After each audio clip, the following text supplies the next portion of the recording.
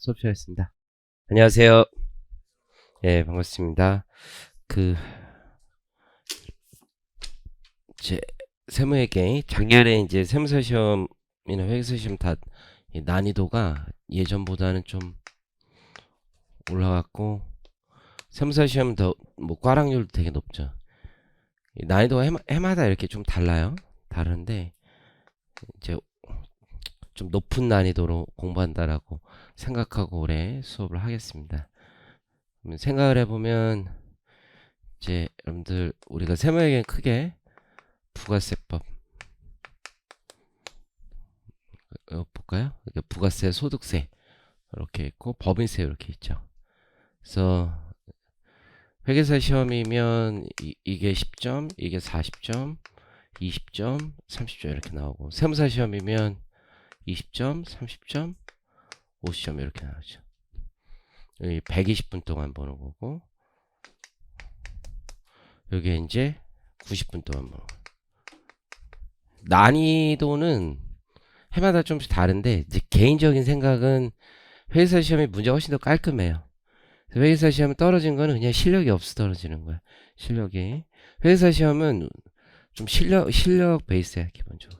세무사 시험은 약간 운도 있어요. 이게 평소 잘하던 친구도 내가 봤을 때 문제가 되게 지엽적이라는 표현이 구석에서 출제한다기보다 좀 잘 안 하던 거를 출제하는 경향이 있기 때문에 여러분들이 그런 거 생각하시면 되고, 그래서 실전에서 제일 중요한 게 뭐냐면 문제 풀이 순서가 되게 중요해요. 순서.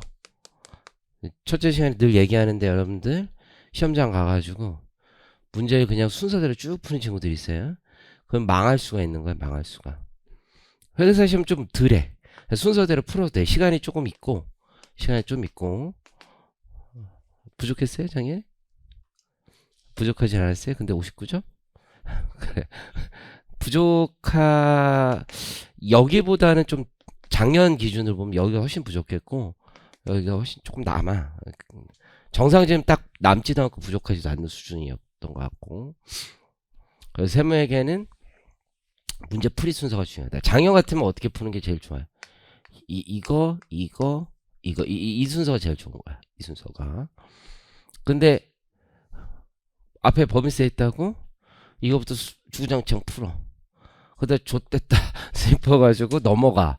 막 카오스가 시작되는 거지. 카오스가. 야, 이거부터 할까 막 이렇게 되고, 그 다음 야 그래도 순서는 지켜야지. 이게 최악의 점수를 이제 받는 거야. 그래서 제일 중요한 거는 문제를 스캐닝하는 거야. 그래서 처음에 특히 세무사 시험은 보자마자 이게 분위기가 있다고. 분위기. 이게 내가 할 수 있는 게 있고 조금 시간이 많이 걸리겠구나, 이게 제 시간 안에 풀기 어렵겠구나 라는 문제를 잘 골라내는 게 제일 중요해. 지금 제일 중요해. 이걸로 5점 차이나. 5점. 제 말 무시하고 가가지고 순서대로 푸는 친구 되게 많거든요. 무시하고 순서대로 푼다고 되는 게 아니야. 순서대로 푼다고 되는 게 아니다. 항상 뭐부터 생각해야 돼요? 난이도. 왜 난이도를 생각해야 되냐? 예를 들어서 여러분들 출제를 보면 여기는 7명 들어가요. 7명. 7명에서 문제 만드는 거야. 그리고 검토 전체적 문제 만들 때부터 처음부터 위원장님이 있다고. 그러니까 출제 위원장님이 있고 그냥 만은 문제를 안 내. 전체적인 가이드만 하고 전체적인 룰만 보는. 이거 너무 어렵다. 이건 좀 너무 지엽적이다. 이런 문제는 좀 빼자. 이렇게. 여기는 교수님은 2명 아니면 3명이야. 옛날 2명 하다 요즘은 3명인 걸로 아는데 어쨌든. 그럼 여긴 누가 들어가냐면 현직 세무사분들이 들어가요. 그러니까 무슨 얘기냐면 검토를 세무사들이 들어간다고. 그러니까 난이도가 어려워. 그럼 교수님한테 얘기해. 이게 너무 어렵습니다. 교수님 말 들어요? 잘 안 들어. 이건 내가 그냥 막 지어낸 말 아니야, 여러분들. 진짜로 잘 안 들어. 그래서 그냥 교수님이 고하면 고하는 거야. 근데 오타 정도랑, 그렇지? 오타 정도랑 뭔가 문제가 있는지 정도만 보는 거야. 여기는 가이드가 충분히 돼 있어. 충분히. 그리고 교수님과의 의견도 소통을 많이 하고. 그럼 여기는 이제 어떻게 내느냐? 전반적으로 이제 여기 위원장님이 이렇게 하는 거야. 우리 난이도를 어떻게 하겠다. 상중하 뭐 이렇게 있잖아요. 그럼 상중하 있으면 그 난이도를 어떻게 지키겠다라고 얘기를 하고 그러면 세목별로 있을 거 아니에요. 세목별로. 세목별로도 이렇게 왜 문제가 좀 쪼개져 있다고 더.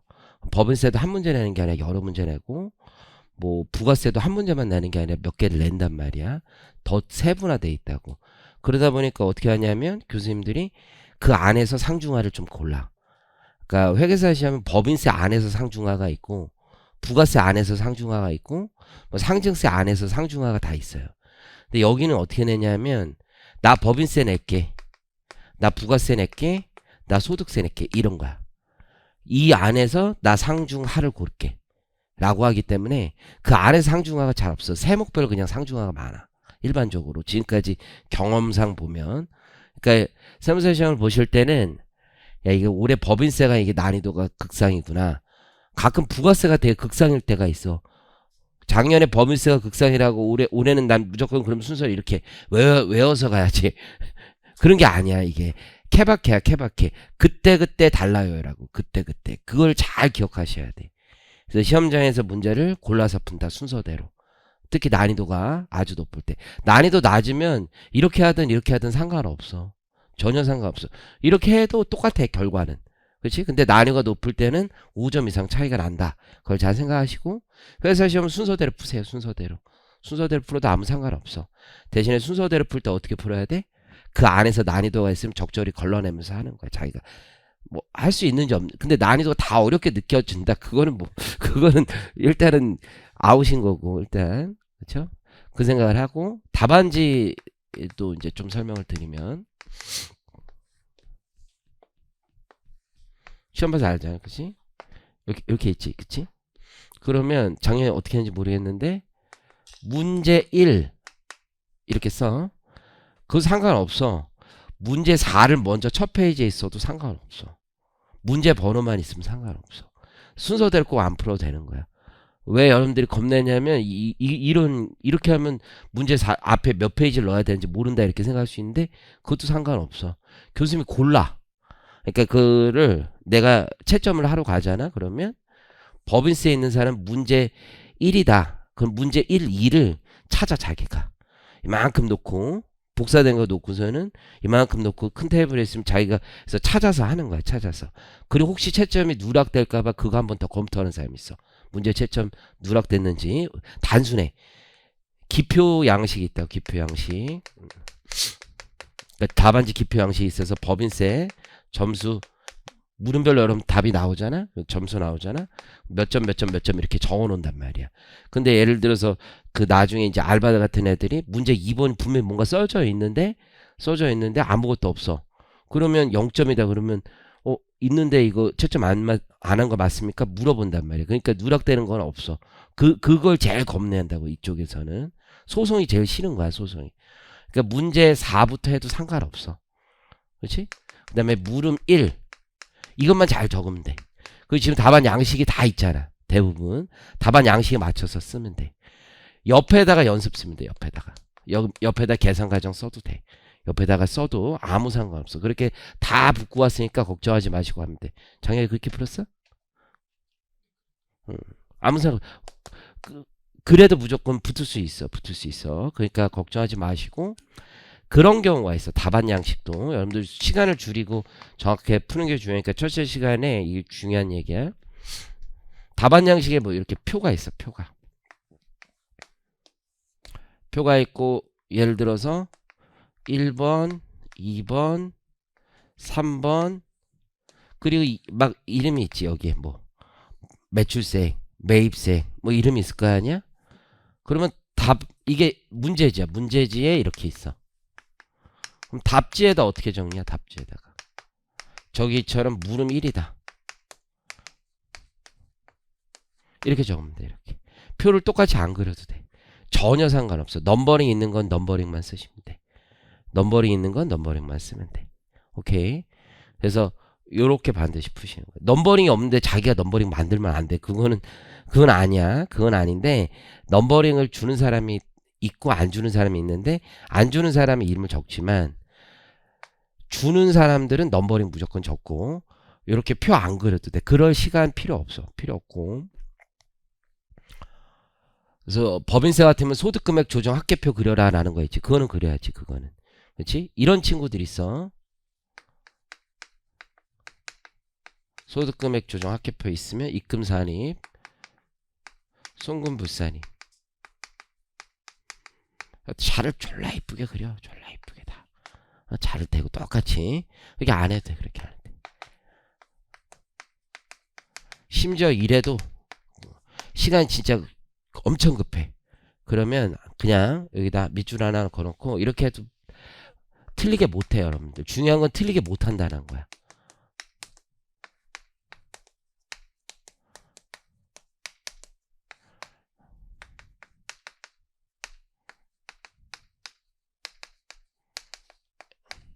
이렇게 써도 돼. 이렇게 쓰고도 다 합격했고 아무 문제 없었어. 근데 나는 이거 뭐 기사 이렇게 쓰는 거 웬만하면 안 썼으면 좋겠어. 이거는 법정 용어이기 때문에 기타 사회출 뭐 이렇게 정확히 쓰면 좋겠어. 이렇게 해도 다 붙어. 못 붙은 사람 아무도 없어. 이것 때문에 감점된 사람 하나도 없어. 그러니까 시간 없으면 이렇게 쓰면 돼. 오케이? 글씨는 또박또박 쓰고, 글씨는 컴마 찍고, 컴마도 안 찍는 애들 있어. 안 돼. 자, 근데 여기서 되게 중요한 게 뭐냐. 문제 4를 썼는데 물음 1을 안 쓰고 그냥 뭐 1, 2 이거 안 돼. 이거 점수 못 받아요, 여러분들. 정확하게 문제 물음 쓰는 거야. 그게 제일 중요해. 어? 그거 안 써서 빵점 맞는 애들 있어. 문제 4를 안 쓰고 물음 1, 2, 3, 4. 진짜 빵점. 점수 안 나와. 이거는 문제를 못 찾은 거야. 그러니까 이거는 소송에도 이걸 자신 있으니까 이렇게 해, 무조건. 오케이? 그러니까 이거 제일 중요한 거 중요해. 지금 첫 번째, 그래서 다시 한번 정리하면 문제 순서 결정한다. 해마다 난이도 달라. 해마다 난이도 다르고, 두 번째 답안지 어떻게 쓰는지 잘 기억을 하시고, 그래서 시간을 세이브할 수 있는 건 세이브하고 하는 거야. 작년에 합격한 친구들을 보면 세무사 시험 기준이면 그래요. 회사 시험은 전반적으로 고루 맞아야지 점수가 있다. 왜냐하면 난이도가 다 있다고 했었잖아요. 난이도가 다 있으니까 어느 한 군데서 폭망하거나 어느 한 군데서 엄청 점수가 나오는 게 아니야. 대충 60점을 넘으면 되잖아. 그러니까 각 배점별로 조금씩 맞춰서 가는 거야. 어차피 이삭줍기야. 작년에 기준으로 보면 여기가 물음이 52개야. 52개. 물음이 그러니까 하나당 2점 정도야. 2점. 여기는 70개야. 70개. 하나당 1.5야. 1.5. 1점 아니면 그러니까 채워야 되는 개수가. 오케이? 그러니까 그거에 대해서는 신경 쓰지 마. 두 번째 계산 과정. 계산 과정은 확실해. 이거는 회계사 시험은 아예 안 봐. 그냥 답만 봐. 계산 과정 없어도 돼. 세무사 시험은 지금은 모르겠어. 지금 작년 재작년 어떻게 했는지 모르겠는데 원래는 교수님이 계산 과정을 쓰시오 라고 써져 있으면 이런 거야. 계산 과정 보지는 않아. 근데 안 써있으면 그냥 마이너스 1 하는 사람들이 있어. 하나당 그냥 하나. 그러니까 20점짜리다 그러면 마이너스 1. 전체도 없고 계산 과정이 아예 안 보이면. 그러니까 여러분들 연습장으로 여기를 활용해도 괜찮은 게 이게 계산 과정이 있는 거야. 있는 거. 근데 교수님이 그걸 일일이 요 계산은 맞았네? 요 풀이 과정이 맞네? 이렇게 할 수는 없어, 여러분들. 그 수많은 사람을 어떻게 해? 그럼 불가능이야, 여러분들. 아예 못해. 그 생각을 해야 돼, 그 생각을. 내가 이거 그냥 막 만들어내고 이런 거 아니야. 나 확실해. 그래서 다 사람들한테 듣고 아는 거니까 정확하게 하시고, 이렇게 풀어야 된다. 그걸 기억하세요. 물론 난이도 상중하가 있지만 그 안에서도 조금씩 이제 키 포인트가 되는 문제, 킬링 문제라고 하지. 그런 것들은 다 있어. 그렇게 생각을 하시면 되고. 그러면 부가세는 점수를 얼마점 부가세, 소득세, 법인세. 작년은 조금 예외이긴 한데 정상적인 패턴은 이 20점 중에 여기서 15점 이상 나오는 게 정상적인 패턴이야. 일반적으로 부가세. 근데 작년 합격자들 보면 부가세 10점 맞고도 합격한 친구들이 있어. 왜? 법인세에서 시간을 많이 들여서 부가세를 많이 못 풀었는데도 합격한 거야. 그 친구들은. 근데 예를 들어서 뭐 좀 공부가 유예 정도나 동차 정도 붙은 친구들은 부가세가 점수가 좋아. 20점 다 맞은 애들도 있고 20점 다 맞은 애도 있고 한 18점 이상 맞은 애들도 있어. 얘네들은 어떠냐? 아까도 얘기했지만 부가세부터 푼 애들이야. 부가세부터 찬찬히 풀어서 20점 맞고 그래. 20점 맞은 애들 있어. 20점. 그래서 18점 이상 맞은 애들도 있고. 그러니까 부가세부터 작년에 천천히 풀었으면은 여기서 점수가 나와. 그러면 40점 꽈락에서 여기서 10몇 점 맞고 여기서 10몇 점 맞잖아? 그러면 들어오는 거야 여기. 그치? 그리고 작년에 법인세 여러분들은 알지 모르겠지만 약간 미스가 있다고 생각한 건 다 맞게 해줬어. 안 쓰면 빵점이지만 뭐라도 쓰면은 다 맞게 해준 게 4점인가 있어. 4점인가. 그렇단 말이야. 그러니까 여러분들이 아예 안 썼는데 안 쓰면 빵점이지만 우리 친구 법인세 몇 점 맞았어? 2점? 뭐라도 썼어야지. 쓰지. 그래서 그렇게 생각하시면 돼.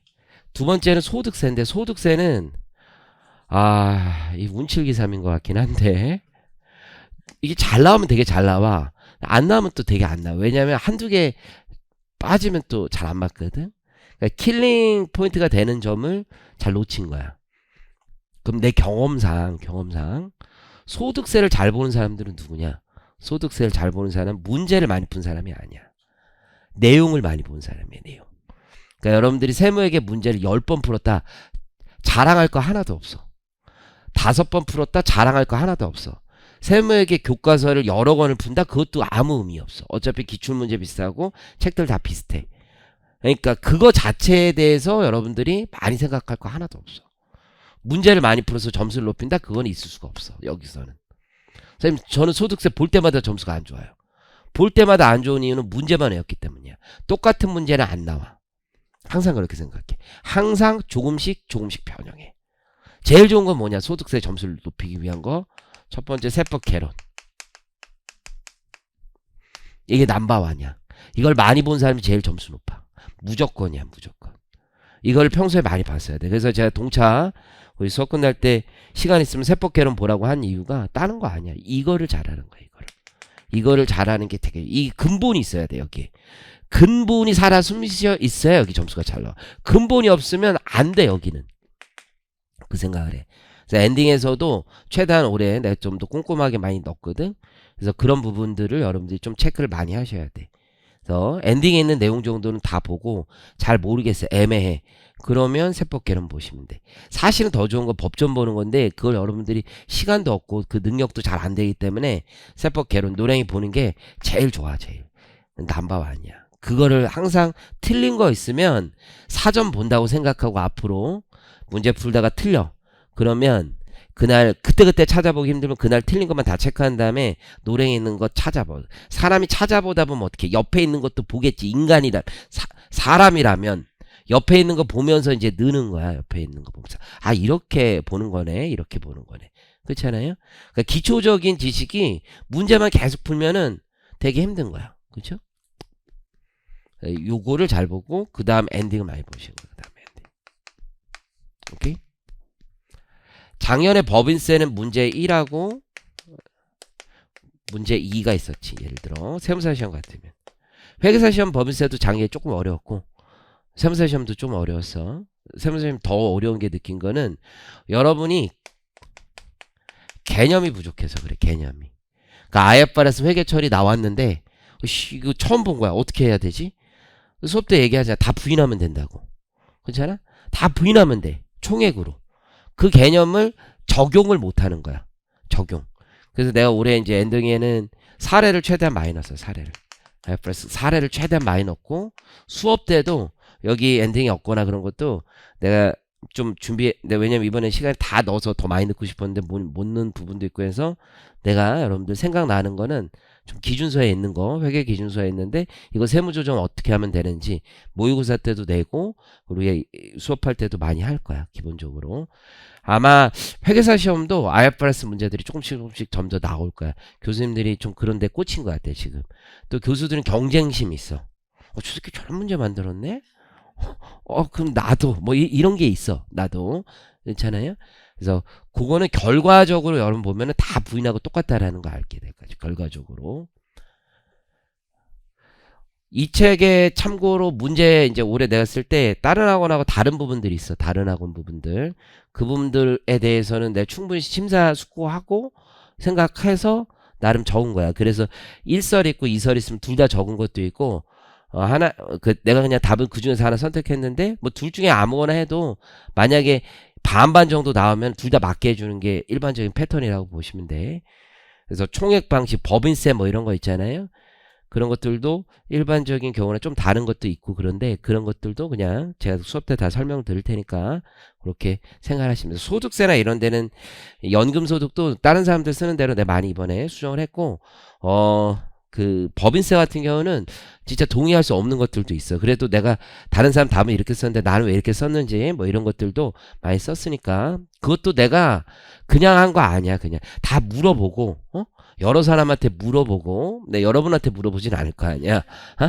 교수님한테도 물어보고 출제하신 분들한테도 직접 물어보고 한 거야. 진짜 쟁점이 많은 건 내 출제한 사람들한테 직접 가서 물어본. 내 그냥 거짓말한 거 아니야. 출제하면서 알지도 못하는데 안다고 얘기하는 그런 사람은 아니야. 나 진짜 다 알아보고 다 한 거야. 진짜 우리 친구 내 알잖아. 그죠? 내 카톡도 있고 다 있어. 다 진짜 그냥 다 물어보고 이거 어떻게 생각하냐.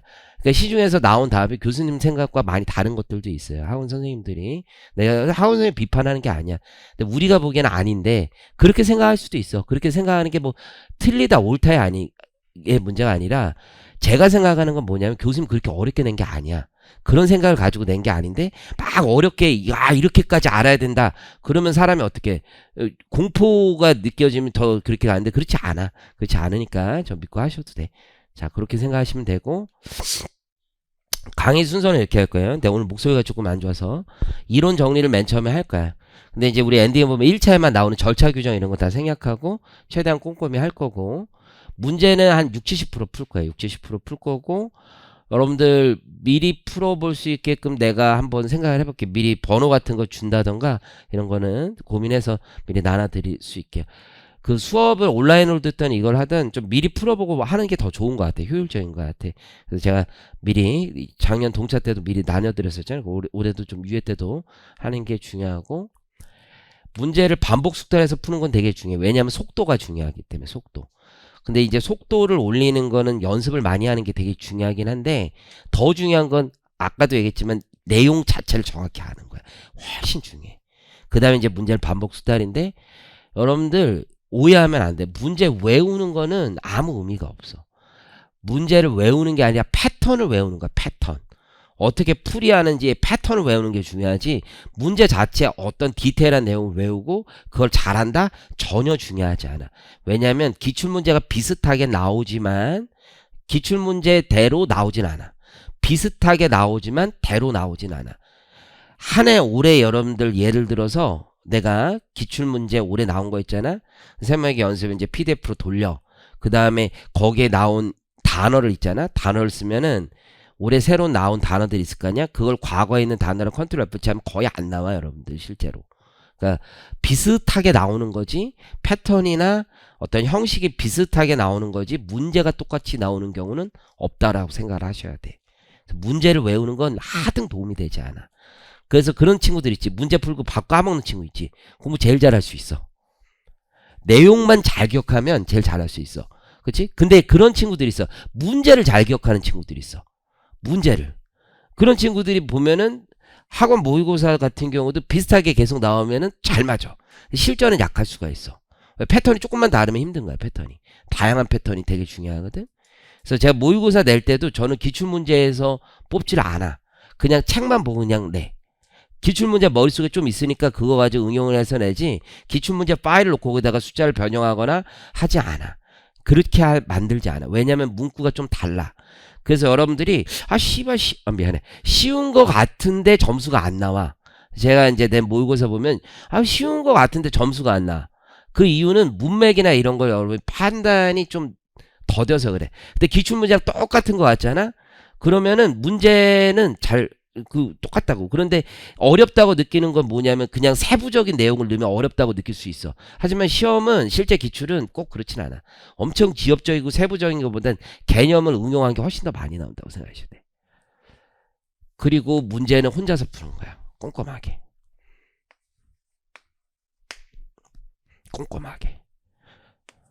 이건 전문가의 덕목이야, 덕목. 전문가라는 건 꼼꼼해, 꼼꼼해. 성격이 꼼꼼하지 않은 사람이 있어. 나 대표적인 사람이야. 나는 꼼꼼한 거랑 진짜 거리가 멀어. 정말 꼼꼼한 거랑 거리가 멀거든. 근데 이 짓을 20년 넘게 하다 보니까 조금씩 꼼꼼해지고 있는 거야. 조금씩 꼼꼼해지고 있는 거야. 그죠? 꼼꼼한 거는 진짜 백지에서 놓고 시작해. 나랑 같이 일하는 김회사에 있어. 그 친구 보면은 진짜로 되게 꼼꼼하거든. 그러니까 꼼꼼하다는 거의 첫째 출발은 자기를 믿질 않아. 그런 것 같아. 그래서 업무 추진비 뭐 세무조정 있으면 우리 기계처럼 할 수 있잖아. 그죠? 근데 걔는 조문을 옆에다 놓고서는 리뷰를 항상 봐. 혹시 내가 바뀐 거 몰랐을까? 빠진 거 없을까? 다시 읽으면 또 다른 느낌일까? 이런 식으로 하면서 또 봐, 또. 누구나 아는 것, 그런 조문도 꼭 옆에다 놓으면서 같이 봐, 같이. 그래서 한번, 그게 꼼꼼한 거야. 그러니까 나를 믿지 않는 거야, 나를. 그렇지? 그러니까 글을 읽을 때도 되게 꼼꼼하게 읽어야 돼. 꼼꼼하게 읽으면 느릴 수는 있어. 하지만 나중엔 빨라져. 그래서 항상 그 생각을 하시면서 전문가의 덕목이에요, 여러분들. 꼼꼼하게 하는 거, 꼼꼼하게. 그리고 문제는 답지 안 보면서 풉니다. 우리 세무에게도 내가 답지 열심히 쓰고 아주 열심히 썼는데 그건 찾아보라고 읽는 거지 처음부터 읽으라는 게 아니야. 동차하는 친구들, 처음 공부하는 친구들은 자세하게 읽어. 그게 처음 할 땐. 두 번째, 세 번째 풀 때는 답지 보는 거 아니야. 답지 보지 말고 정답만 체크하고 정답이 다르면 그때 노랭이 책 보던 엔딩을 보던 정 모르겠으면 그거 찾는 거야.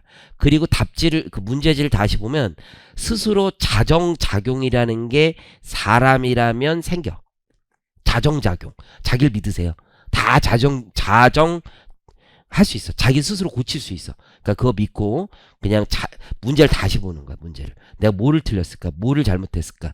그렇게 자꾸 고쳐야지 그게 개선이 되고 잘할 수 있는 거야. 그래서 그게 제일 중요합니다, 여러분들. 그래서 이제 문제는 이런 식으로 풀 거고, 자, 그러면 우리 첫 번째 수업 들어가겠습니다. 1장 부가세부터 갈게요. 순서는 부가세, 소득세, 그리고 법인세 이렇게 하고, 회계사 시험 보시는 분들이나 를 위해서 이제 상증세는 나중에 특강으로 하겠습니다. 상증세 세무회계를 세무사 시험엔 안 나와요. 빠진다라는 말은 없어요, 사실은. 왜냐면 세무회계 세목을 특정하진 않았거든요.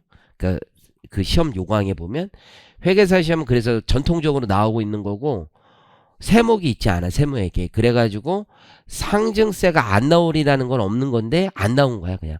관행이라는 게 있지 거의 관습법이야, 관습법. 그래서 세무사 시험에 안 나온 건 관습법인데 조금 나중에 특강할 때 와서 들으셔도 나쁘진 않아요. 왜냐면 상증세 2차 세법하게 있잖아요. 그거 하는데 도움 많이 돼요. 실제 계산 어떻게 하는지 해볼 때 그렇게 보시면 될 것 같아요. 자, 우리 부가세부터 가겠습니다. 1장은 절차 규정이니까 2장부터 가겠습니다. 2장 과세거래 있죠? 과세거래. 그래서 부가세는 잘 아시는 것처럼 사업자가 행하는 재화 또는 용역의 공급, 재화의 수입이 과세 거래가 되죠. 이 중에서 이제 과세 대상 판정 사례가 있죠. 그럼 여기서는 대부분이 재화냐 아니냐 뭐 이런 개념인데요. 과세 대상에 해당하는 거 한번 볼게요. 동그라미 1번을 보면 사업자가 과세 사업에 사용하다 매각하는 개별소비세법상 과세 대상 자동차. 그러면 얘는 무슨 뜻이냐면 이게 되게 의미가 있어. 우리 부가세는 매각이라는 게 공급이잖아요. 그러면 매입이 있을 거 아니에요, 그렇죠? 그럼 매입하면 매입세 공제가 되잖아요. 그래서 사업자는 자기가 부담하지 않는 거니까 매입세 공제받고 공급했을 때 부가세 거래 징수하는 거죠. 근데 매입세 공제를 안 받았어요. 근데 이걸 공급했어요. 이때 과세 여부. 자, 원칙적으로 매입세 공제 받은 거랑 공급이랑은 아무 상관없습니다. 부가세는. 매입세 공제 받았다고 공급이 되는 것이고 매입세 공제 안 받으면 공급이 안 되는 게 아니에요. 그냥 매입세 불공제 여부하고 공급은 아무 상관없어. 근데 매입세액이 공제되지 않았을 때 뭐가 문제되는 거야? 간주공급만 문제되는 거야.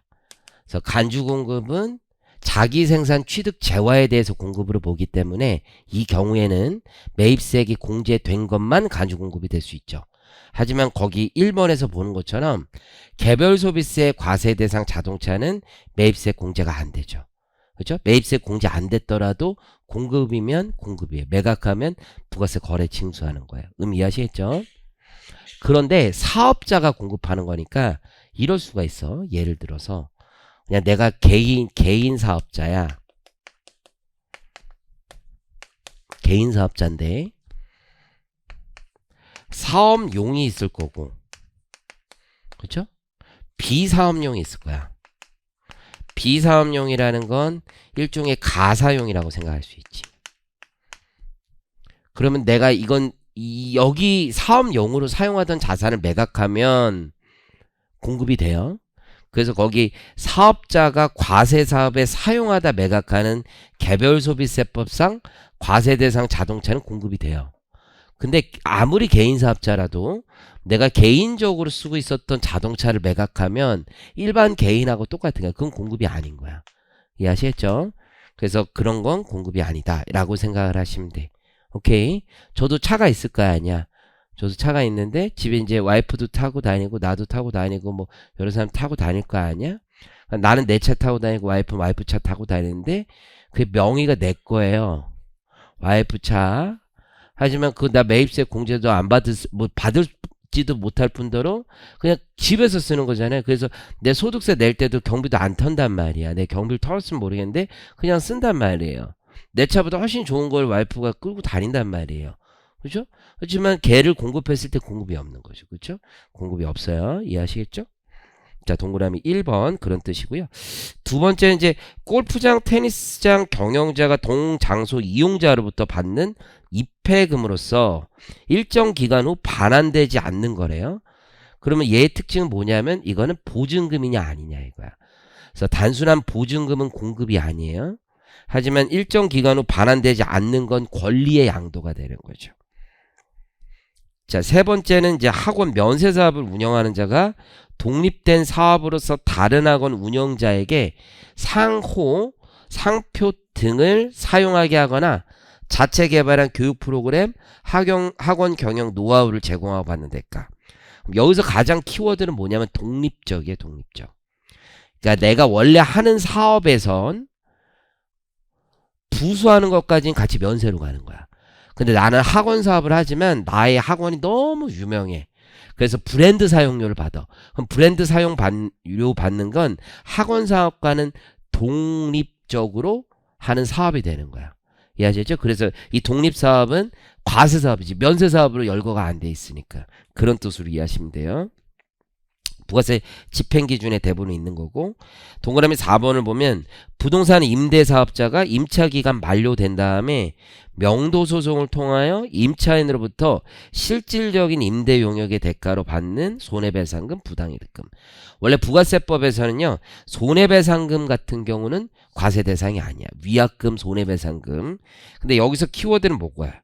실질적인 임대 용역의 대가죠. 원래 임대차 계약이 종료하면 계약상 법률상 원인이 없지만 그 계약이 계속 유지된다고 보는 거예요. 자, 여러분들 토지의 공급은 뭐예요? 면세죠. 그건 땅 자체의 공급이죠. 근데 5번에 보면 거기 화폐, 물, 흙 뭐 이렇게 돼 있죠. 흙은 토지가 아니에요. 흙은 한 줌의 흙 뭐 이거 있잖아요. 덜어낸 거기 때문에 이건 재화가 되는 거예요. 그냥 그렇게 보시면 되고, 그리고 원래 화폐는 어때요? 통화 자체는 과세 대상이 아니지만 재산적 가치가 있는 거. 그래서 우리 기념화폐 뭐 이런 거 있잖아요. 수집용 화폐 이런 건 권리라고 보는 겁니다. 그래서 요거는 하나의 재화라고 인정이 된다라고 보시면 되고요. 6번에 보면 내가 부동산을 가지고 있다가 이걸 독립적으로 사업을 영위하기 위하여 등기를 쳤대. 분할 등기. 자, 이런 거예요. 공동사업을 하고 있었어. 공동사업. 갑과 을이. 그럼 부가세법상 납세무자는 갑이에요, 을이에요? 갑도 아니고 을도 아닌 거죠. 누구예요? 이 사업장인 거예요. 사업장. 공동사업장. 오케이? 공동사업장에 있는 거를 쪼개기로 한 거야. 그러면 소유권이 이전되는 거야. 공동사업장에서 갑에게, 공동사업장에서 을에게 소유권이 이전되고 있는 겁니다. 오케이, 이해하시겠죠? 그래서 그것도 하나의 공급이 된다. 7번째는 이제 과세사업에 사용하고 있던 건축물을 양도했어요. 이건 부가세법에 보면 내가 우연히 일시적으로 공급한 것에 해당돼요. 그 때문에 과세 면세 여부는 주된 사업에 따른다고 되어 있고, 주된 사업이 거기 과세 사업이기 때문에 이 건축물의 공급도 과세가 되는 거죠. 토지의 공급이 있었다면 토지 자체가 면세이기 때문에 면세가 될 거고요. 8번은 좀 지엽적인 거 한번 읽어보시고, 오른쪽에 가보면 내가 가지고 있었던 재화가 파손, 훼손, 도난. 그럼 나는 계약상, 법률상 원인에 따른 공급이 없습니다. 그래서 부가세법상 공급이 되기 위해선 재화 또는 용역에 해당돼야 되고, 그 다음은 뭐예요? 계약상 또는 법률상 원인에 따른 공급이 있어야 돼요. 근데 이건 계약상, 법률상 원인에 따른 공급 없이 받은 손해배상금에 불과합니다. 그래서 공급이 아니라는 얘기고, 두 번째도 많이 나오는 거죠. 우리 지체상금이라고 되어 있죠. 그래서 납품 지연으로 발주자가 받는 지체상금. 그러면 우리 공급의 반대급부로 받는 게 과세 대상이에요. 그러면 이런 말이 있잖아요. 발주자라는 말이 있죠. 발주. 일을 맡긴 사람을 얘기하는 거죠. 그러면 여기 하청이 있는 거죠. 하청. 그래서 이 발주를 받은 사람. 얘가 용역을 공급하는 자 A. 우리 이제부터 A는 공급하는 자, B는 공급받는 자로 얘기할 거예요. B가 공급받는 자죠. 그럼 얘가 용역을 공급을 하는 거죠. 용역을 공급하고 얘가 반대급부로 대가를 주는 거죠. 그렇죠? 근데 이거는 뭐냐면 얘가 일을 늦게 했다고 주는 거야. 늦게 했다. 미안하다. 내가 언제까지 일을 마무리하기로 했는데 미안하다. 그러니까 뭘 주는 거예요? 지체상금을 주는 거예요. 지체상금. 그렇죠? 이 말 어디서도 들어보지 않았어요? 지체상금? 그렇죠. 주택 입주 지체상금. 그래서 주택 입주 지체상금도 본질은 손해배상금이죠. 근데 이 손해배상금인데 계약상, 법률상 원인에 따른 공급은 아니죠. 그렇죠? 그래서 이 손해배상 뭐예요? 기본적으로 과세 대상은 아니에요. 부가세에선. 근데 소득세에선 어떻게 돼요? 재산권에 관한 계약의 위약, 해약 등으로 인한 손해배상금이 되고, 이때 필요경비는 특별히 또 80%까지 인정을 해주고 있죠. 다 손해배상금. 그래서 동그라미 2번도 발주자가 돈을 줘야 되는 애지 받아야 되는 애는 아니잖아요. 그래서 이 경우도 마찬가지다. 자, 세 번째, 공급받을 자의 해약으로 인하여 공급자가 재화 또는 용역의 공급 없이, 이거죠. 그래서 공급 없이 받는 위약금 등도 과세 대상이 아니다. 4번 보시면 되고, 협회비 같은 경우도 재화나 용역의 반대급부를 받는 게 아니에요. 그 다음에 어음수표 등 화폐 대용증권, 그냥 일반적인 유가증권, 상품권 이런 것도 전부 다 재화가 아닌 거죠. 재화가. 그 다음 6번째, 재화 또는 용역 공급에 대한 대가에 관계없이 받는 이주보상금 이런 것들도 전부 다 손해배상금, 재화나 용역 공급이 없습니다. 이것도 많이 오해하는데 외상 매출금 양도 있잖아요.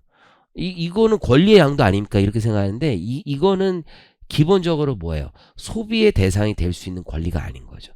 그냥 채권을 양도하는 것에 불과합니다. 그래서 요거 자체는 과세가 되지 않는다. 외상 매출 채권 양도.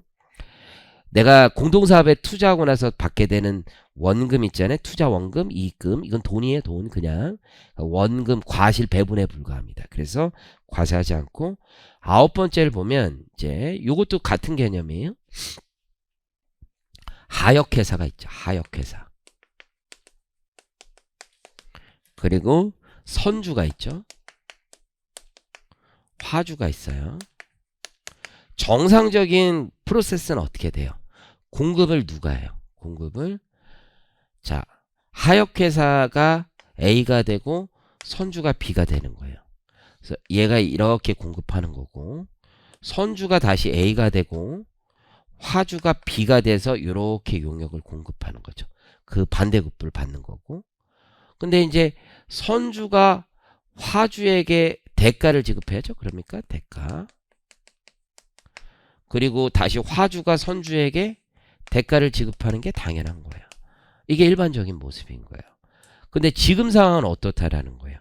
전혀 그렇지 않다는 거죠. 대가를 누가 누구에게 줘요. 내가 언제까지 일을 마쳤어야 되는데 못 마쳤습니다. 미안합니다 라고 해서 대가가 이렇게 간다던가, 미안합니다 라고 해서 대가가 이렇게 가는 거죠. 그럼 반대로 되는 거죠. 그럼 이 대가들은 재화나 용역에 관계없는 손해배상금에 대한 대가일 뿐이에요. 그래서 거기 가보시면 화주가 선주로부터 받는 조출료, 그렇죠? 그러니까 화주가 선주한테 돈을 받으면 조출료 거기 있죠. 그리고 선주가 화주에게 용역을 공급하는 것임이라고 돼 있죠. 그래서 공급의 지금 모습이 다르다는 거예요. 그럼 시험 문제 나올 때는 조출료, 채선료 등 복잡한 이름이 나오는데 지금 내가 A에 해당하면 과세될 것이고, 그렇죠? A에 해당되면 과세가 되는데 B에 해당되면 공급받는 자인데 돈을 받았어요. 그럼 그건 과세 대상이 아닌 거죠. 나는 공급받는 자로서 B인데 대가를 받으면 안 되는 거죠. 그래서 공급하는 자가 대가를 받는 거니까 공급하는 자가 받은 대가는 과세가 될 거고, 이름이 무엇인지 중요하지 않아. B, 공급받는 자가 대가를 받는 경우는 반대 케이스니까 과세될 수 없다라고 생각을 하시면 돼요. 오케이, 좋습니다. 올해는 좀 설명할 시간이 많아서 내가 천천히 할게요. 천천히. 문제 푸는 것도 조금 더 천천히 하고 할게요. 여러분들 최대한. 자, 재화의 공급 있죠? 재화의 공급을 한마디로 얘기하면 소유권이 이전되는 거예요. 재화의 공급은 소유권 이전이 가장 중요한 포인트가 되죠. 그래서 법률의 정의는 이렇게 돼 있죠. 재화의 공급은 계약상 또는 법률상 모든 원인에 따라 재화를 인도 또는 양도하는 것이라고 돼 있죠. 그래서 인도 또는 양도, 인도라는 건 이제 동산을 넘기는 걸 얘기하고, 양도는 통상 부동산을 넘기는 걸 얘기를 하는 거죠. 그래서 이 재화의 공급은 다시 두 가지로 나뉘죠. 하나는 실질 공급, 다른 하나는 간주 공급이 있죠. 그래서 간주 공급이라는 건 다시 두 가지로 나뉘죠. 그래서 하나는 자기 생산, 취득, 재화의 공급. 하나는 판매 목적, 타삽장, 반출, 이렇게 있는 거죠. 이제 첫 번째 이제 실질 공급에 대해서부터 가볼게요. 자기 생산 취득 재화의 공급 의제는 이따 보기로 하고, 재화의 공급의 범위 첫 번째 매매, 뭐 당연한 거죠. 이게 우리가 부가세에서는 핵심이 키가 이거예요. 공급 시기, 그 과표, 이래야 세무회계를 풀거든요. 그 전에 일단 0으로 쓰는 답들도 꽤 많거든요. 그거는 왼쪽에 있는 것처럼 과세 대상이냐 아닌지, 뭐 이런 것들. 그 다음 포인트는 영세율이냐 아니냐. 그 다음 포인트는 세금 계산서 발급 대상이냐 아니냐. 이런 것들로 형식과 나눠서 맞춰야 돼. 그래서 하나를 딱 그 원하는 란에 채우기 위해서는 지금 5가지가 다 맞아야지 맞는 거예요.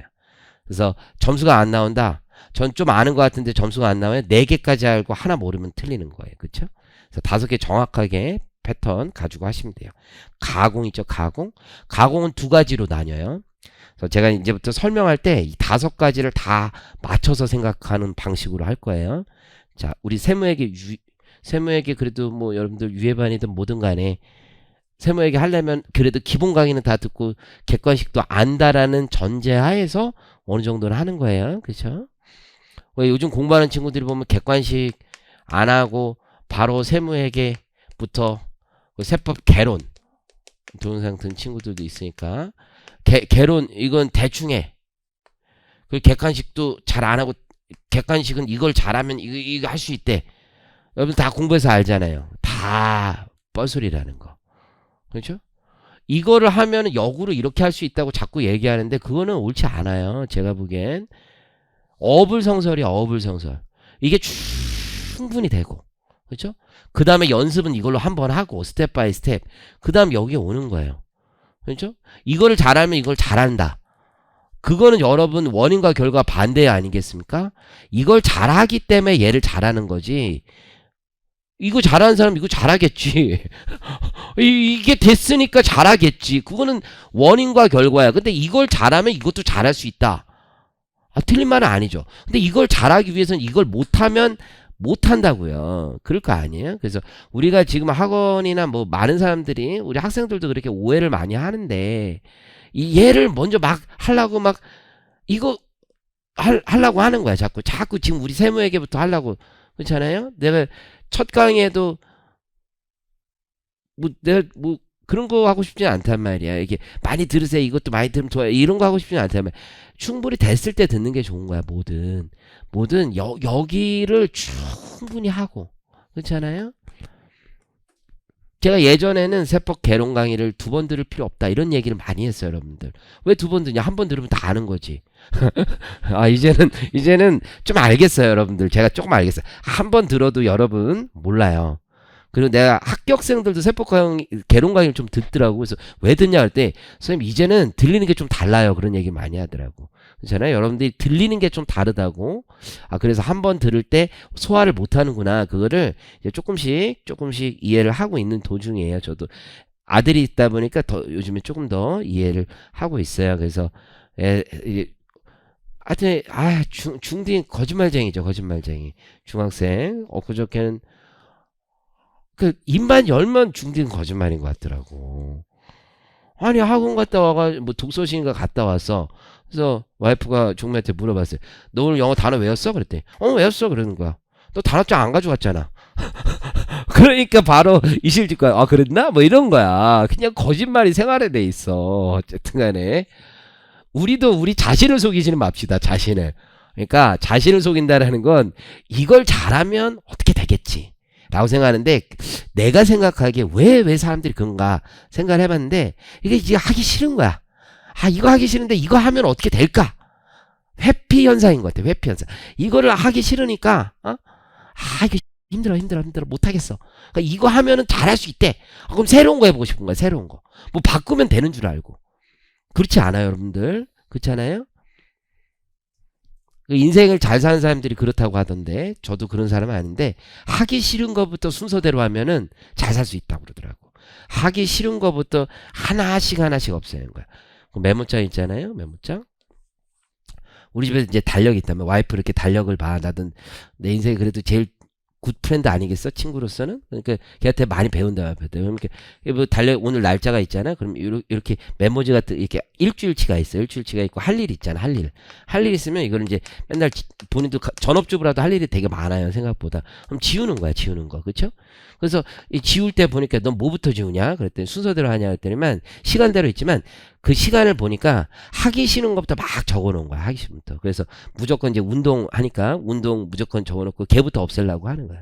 걔부터 쑥쑥쑥 없애려고 하는 그런 게 있지. 그치? 그쵸? 근데 여기 할 일에 쇼핑 같은 걸 적어놓는 건 올바르지 않죠. 그쵸? 어쨌든 간에 제 생각은 그래요. 여러분들. 그래서 지금도 늦지 않았다. 지금도. 여기에 더 방점을 두고 공부를 많이 하시는 게 좋습니다. 그래서 동차 공부하고 이런 친구들도 계속 이걸 더 많이 보셔야 돼. 많이. 제일 중요합니다. 여러분들. 하기 싫은 거를 잘 했을 때 그 다음이 있는 거야. 그 다음이. 그래서 기초 체력이라고 생각하시면 돼. 자 어쨌든 가공을 가봅니다. 가공의 핵심은 뭐냐면 이거예요. 이게 재화의 공급이냐 용역의 공급이냐를 보는 거예요. 그래서 우리 주요 자재의 전부 또는 일부를 부담한다라는 말이 있죠. 그러면 자기가 재화를 공급하는 게 되죠. 그래서 주요 자재의 전부 또는 일부를 부담한다. 근데 여긴 주요 자재의 전부 또는 일부를 부담하지 않습니다. 그래서 얘는 우리가 재화의 공급이 되니까 그 공급 시기는 인도하는 때, 공급하는 때. 얘는 소위 말하는 임가공이 되는 거야. 임가공이 되니까 얘는 언제예요? 완료하는 때 라고 보시면 돼요. 공급 시기가 달라요. 그래서 6월 30일 완료해서 7월 1일 인도하였다. 이렇게 시험에 나오죠.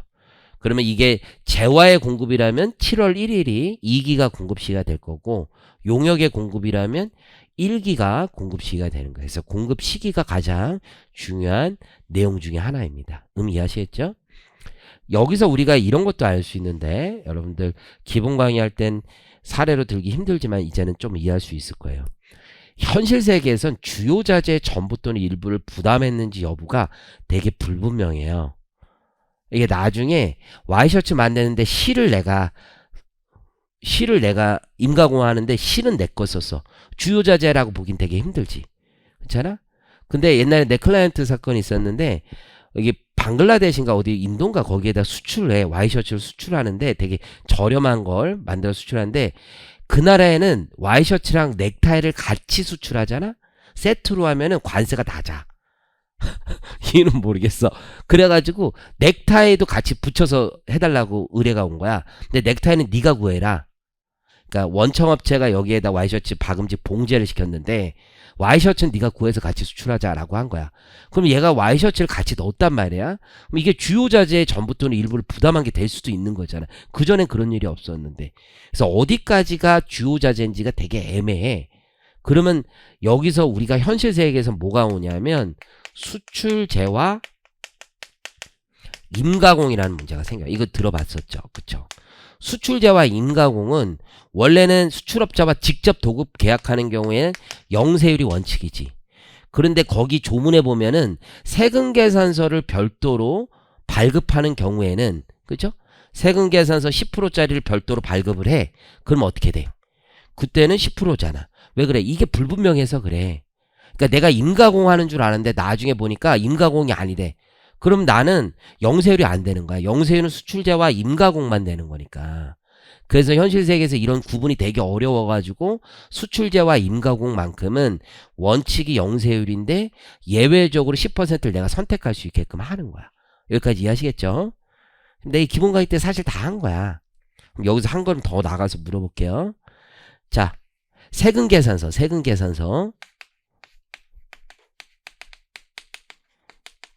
얘는 끊는 거 확실하지. 그죠? 10%의 일반에다가 이제 딱 끊으면 되는 거죠. 세금계산서. 얘는 어떨까? 얘 0%짜리는 세금계산서 끊을까 안 끊을까? 영세율 이건. 끊어요 안 끊어요?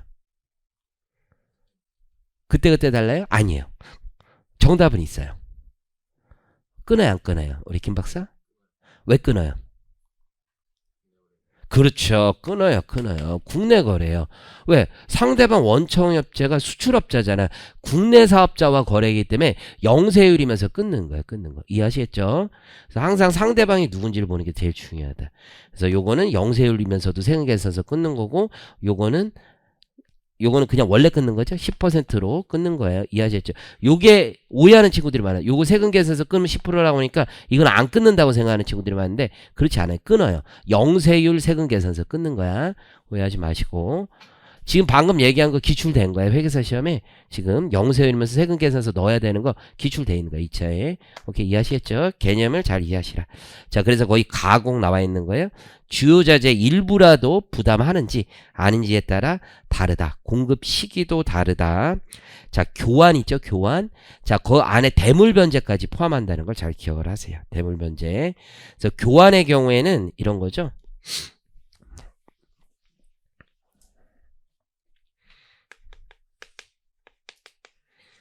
교환은 A와 B. 근데 내가 A인 동시에 B도 되는 거죠. 그래서 내가 공급한 것과 공급받는 게 있는 거죠. 그러면 A 입장에서 보세요. A 입장에서는 지금 기계를 넘겼어요. 기계 A, 기계 X. 여기서도 기계 Y를 넘겨요. A 입장에선 이런 경우에 매출도 있고 매입도 있는 거야. 부가세. 매출세액도 있고 매입세액도 있는 거예요. 그럼 매출세액은 어떻게 지켜요? 자기가 공급한 재화의 시가. B 입장에서도 얘가 공급한 재화의 시가니까 A는 세금계산서 이렇게 끊어야 되고 B도 여기다 세금계산서 끊고 요거 매입세액 A는 매출세액 이렇게 뜨는 거예요. 그래서 자기가 공급한 재화의 시가, 공급받은 재화의 시가는 매입세액, 공급한 건 매출세액으로 떠요. 이해하시겠죠? 그래서 제가 최대한 자세하게 케이스로 설명을 해드릴 거예요. 그래서 대물 변제를 포함한다는 건 뭐예요? 대물 변제는 이렇게 되는 거죠. 자, A와 B가 있죠. A가 채무자인 거예요. 채무자. B는 채권자인 거죠. 채권자. 그래서 채권자의 돈을 못 갚는 거예요. 원래 금전으로 갚아야 되는데 금전 대신에 뭐로 갚는 거예요? 물건으로 갚는 거예요. 물건. 그렇죠? 그럼 대물변제하면은 요거 여러분들 얘는 지금 받을 채권이 지금 소멸되는 이익을 얻는 거죠. 그러면 이런 오해가 있을 수 있어. 채권 1000만원짜리인데 물건이 예를 들어서 800만원짜리야. 오케이. 그러면 얘는 1000만원 받은 것을 볼 거냐? 그렇게 보지 않아 이게. 이거는 대물변제는 금전거래를 보지 않기 때문에 그냥 무조건 내가 공급한 재화의 시가로 갑니다. 대물변제 이 1000만원하고 상관없습니다. 자기가 공급한 재화의 시가로 갑니다. 오케이, 이해하시겠죠? 대물변제도 뭐에 포함되어 있다? 우리 교환에 포함되어 있다. 그러면 A는 그런 거고 B는 뭐예요? B는 nothing이 아무것도 없는 거예요. B는 공급은 없는 거예요. 대신 B는 뭐는 있어요? 매입은 있는 거죠. 매입은 1000만원 주고 산 거예요? 800 주고 산 거예요? 800 주고 산 거라고요. 부가세는 물건값만 쫓아갑니다. 그게 소비라고 지금 보는 거예요. 왜 그렇게 하고 있냐면 대물변제 안에는 두 가지 이유가 있어요. 만약에 저렇게 800으로 받았으면 민사상 200을 다시 정산해 주게 돼 있고, 첫 번째 거래차익 정산하는 게 공평에 맞는 거고, 두 번째 저 안에 이자도 있을 수 있고 원금하고 수많이 다른 돈들이 있을 수 있어요. 그렇게 생각하시면 된다. 소비대차 있죠? 소비대차. 이 소비대차라는 건 여러분 임대차랑 또 다른 거예요. 소비대차는 일종의 내가 똑같은 물건을 주고 똑같은 물건을 받아오는 거야. 그러면 동량의 물건을 받아오는 거야. 자, 그럼 가볼게요. A가 공급하고 B가 공급을 받아요. 그럼 A가 이렇게 해주고 B가 주는데, 교환과 다른 점은 뭐야? 시기가 다른 거야. 교환은 동시이행이야. 같이 움직이거든. 근데 얘는 어떻게 하냐면 1월 5일날 X 재화를 넘겨. 그리고 2월 10일날 Y 재화를 받는 거야. 지금 아니면 그냥 X 같은 X 다시 정도를 받는 거지. 그러면 이때는 A가 빌려줬지만 이건 얘가 쓰고 나서 돌려주는 거야. 소비대차는 얘가 다 써. 자기 소비. 사용대차는 자기가 쓸 수가 없는 거야. 빌려서 잠깐 이용만 하고 돌려주는 걸 민법에서 사용대차라고. 쓰고 돌려주는 거야. 이해하시겠지? 그러면 이 X 재화를 공급할 때 A는 공급이 있고 얘는 매입이 있는 거야. 공급이 있으면 매입이 있는 거고, 이때는 이 X 다시를 넘길 때 B가 공급이 있는 거고 A는 다시 매입이 있는 거야. 지금 이 상황에서 즉 뭐를 빌려주고 다시 받았다라는 표현이 있었을 때 빌려주는 것과 받는 것에 여러분들 시기를 보시고, 내가 빌려줄 때 공급이 있는 거고 다시 받을 때 매입이 있다. 요걸 잘 보시고 문제를 푸셔야 돼. 빌려줄 때 공급이 있고 받을 때 매입이 있다. 이해하시겠죠? 그러면 항상 이때도 시가야. X의 시가, X-의 시가를 기준으로 하고 있다. 물론 우리가 뒤에서 시가가 뭔지는 다시 한번 볼 거예요. 현물출자부터 좀 쉬었다 하겠습니다. 현물출자.